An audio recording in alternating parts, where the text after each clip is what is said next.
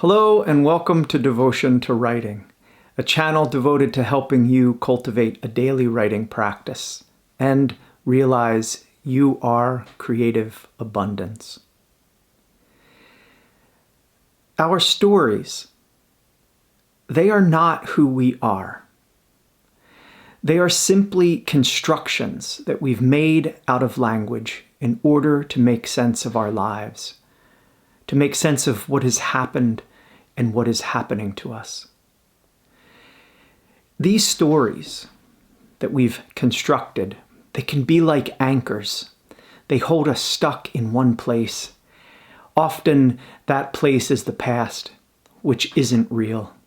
It's just a past that we have invented by telling a story about it. Or our stories describe a future, and they describe us in that future. That future also doesn't exist. And yet we have these stories which describe happenings. Now, to describe something means to write it down or to mark out or draw a perimeter around it. And what describing does is in circles. It's not good nor bad. It just creates a limit. It creates a perimeter. There's nothing wrong with this, but we have to be aware that once something is described, an event, even one in the past, or especially one in the past, but it could be one in the future too, that once something is described, it has a shape. And if we are not conscious of this shape that we have given through our language, through our storying, we become beholden to this shape, to the shape of our story, this story we have made with language. We ourselves then become described by our own story. And if we aren't careful, we can become the small, uncreative, incapable thing housed within that story. And this, that we are small, that we are uncreative, that we are incapable, right, simply isn't true. It is just a story that we have constructed. We tell ourselves, this happened to me. I was this. At one time, I failed. I wasn't able to. And then about the future, we look ahead with our stories. We project and we say, I can't. I am not. Stories. Stories describe what happened to us. And as we grow, we refine, we edit our stories. And over time, the stories, they no longer contain what actually occurred to us, what actually happened. But they have morphed with all of our thoughts and our emotions and our fears, our insecurities. They have morphed. And what happens, the story and all our reactions is now layered upon this event. In addition to the actual event, we have layers and layers of language that now describe what happened to us, that now describe who we are, what we look like. In the story, I described it before as an anchor. Our story now has a gravity of its own. It has its own weight. It pulls us into, we fall into. Our stories then can become fixed and concrete, and they seem to contain to us. They seem to be true, and that truth is non-negotiable. If anyone is to tell us that's simply not true, we will probably fight tooth and claw against the betrayal, the falling apart of that story. We hold that dear.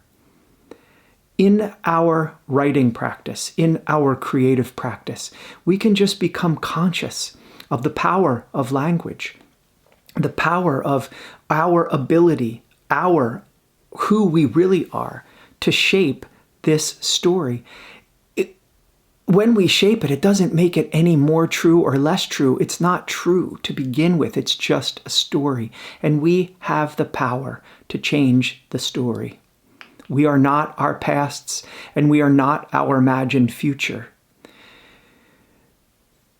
We think about what we can do and what our lives will look like in that future, and we give a description of that future. And this can be very limiting. And we have to practice and be conscious of what we're saying about ourselves in the past and in the future. If we don't want to shrink ourselves, to make ourselves smaller than we are, we have to pay attention to the words that we're using to describe ourselves in the past and in the future. It becomes very difficult to live outside of our story of ourselves, especially if we're not conscious of the story that we're telling.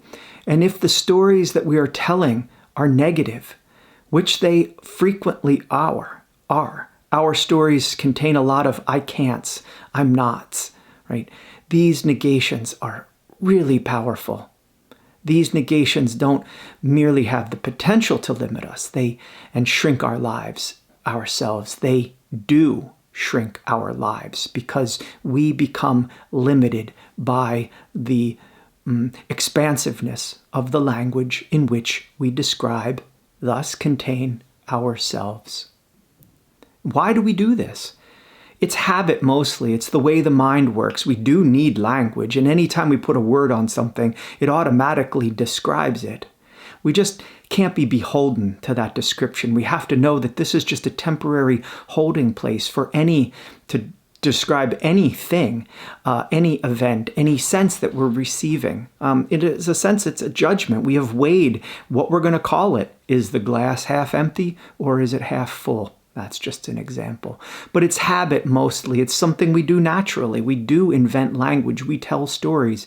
I'm just saying in our cultivation of our writing practice, we can become more conscious of the language that we're using, not just in our stories and our poems. That's the practice. But how we use language in our lives.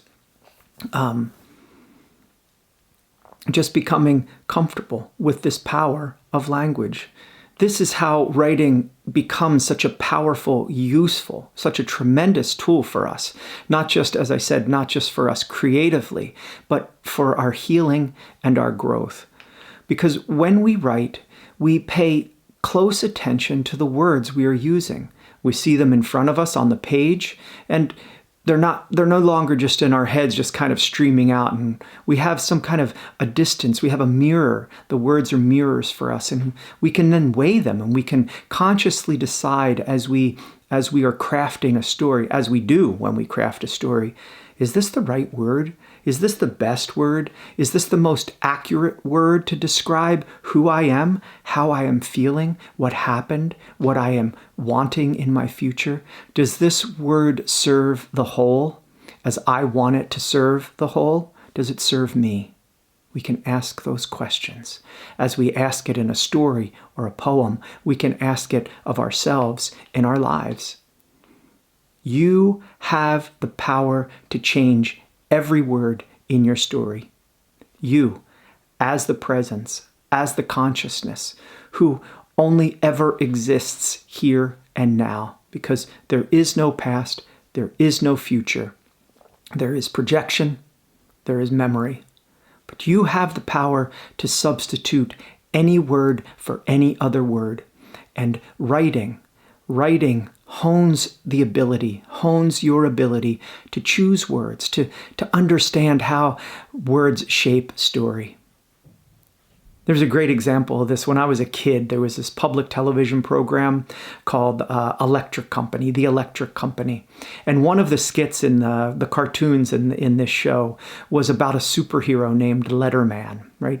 He was stronger than a silent E, it said. He was faster than a rolling O, and he could leap capital T in a single bound. Now, Letterman wore on his sweater a removable letter. In every episode, it was a different letter.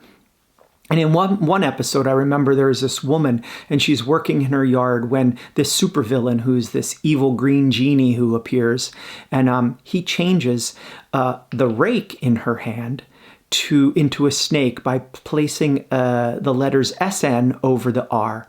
And this then, the rake immediately turns into a snake in the woman's hand, and she screams and drops the snake.